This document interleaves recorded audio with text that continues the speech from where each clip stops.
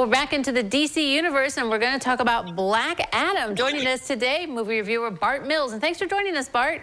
Oh, no, my pleasure. Yeah, I wish I could say exactly the same about the movie, but, Black Adam is a movie that was made with superhero stuff in it. And no, actually, we went to go see it in a large theater, which is something I would suggest. Right. And this is Dwayne "The Rock" Johnson taking on the role that he has been pushing for a long, long time.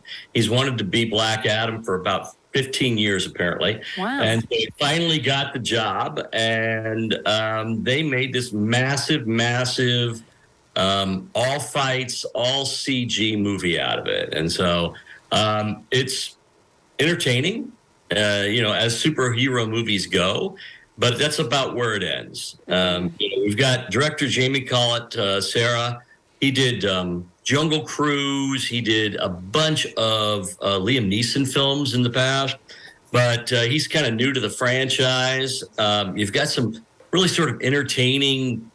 There's a whole lot of other superheroes that have been introduced that most of us have never heard of. I'm not really a comic book guy anyway, and I'm certainly not a DC guy. So you've got Noah Centineo, who plays Atom Smasher, and then you've got Quintessa Swindle. She plays Cyclone. You've got Aldous Hodge. He's Hawkman. You got Pierce Brosnan playing this character called Dr. Fate.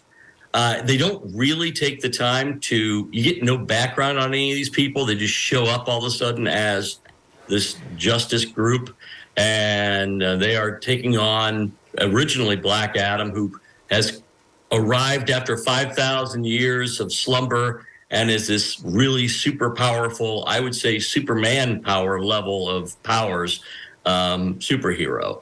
And then there's a lot of fighting that goes on. There's a bad guy. There's some colonialism metaphor going on.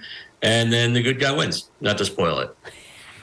I think we always have the good guy winner in these practically. Well, so is there too much fighting? Would you have wanted more backstory then on these characters then? I mean, because I see you're wishy-washy on this. Well, we complain a lot about the fact that we keep getting these stories starting at the beginning, and we've had 14 origin stories for Spider-Man. We get new ones for Superman, but we need something out of these people because unlike a lot of the Marvel characters, you got to remember when Marvel first started off with Iron Man or even Thor, the majority of us had no idea what they were. I mean, we kind of had heard of them possibly, but when you talk about Atom Smasher, I don't think 95% of people in the world have no idea who Atom Smasher is. So I need a little something on that. Mm-hmm. And they did very little on that. And then DC suffers a bit because they're following Marvel so far behind in these things. Marvel's already introduced a lot of characters.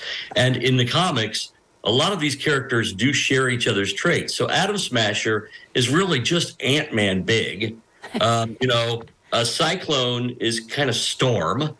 And Dr. Fate is a dead-on Doctor Strange. Oh, okay. So, it feels like you're getting B-League versions of the A-team we got with Marvel. And it's no fault of, the actors. They're all very good. It's not really the character's fault, so to speak. The problem is that when you follow somebody else that's done it before and done it pretty well, you're always going to look mediocre. Mm-hmm, right. Yeah. So I guess your rating is just, it's okay, but you go if you want.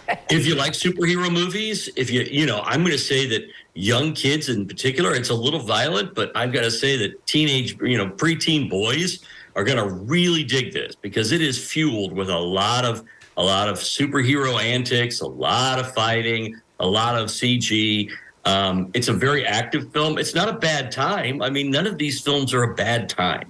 And so I will put up with a really C-grade superhero movie over an A-grade piece of existential haste coming out of the Jean-Paul Sartre School of Movie Imperialism any day.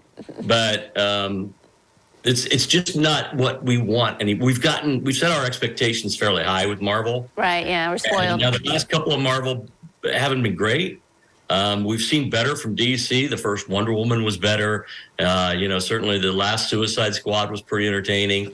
So they can do better than this. And I think, it just turned into sort of a hodgepodge of fight scenes, and hopefully they move it on down the road. All right. Well, stars Dwayne Johnson. Thanks very much, Bart, for telling us more about Black Adam. All right. Thanks for your time. All right. Don't go away. First Edition continues in a moment.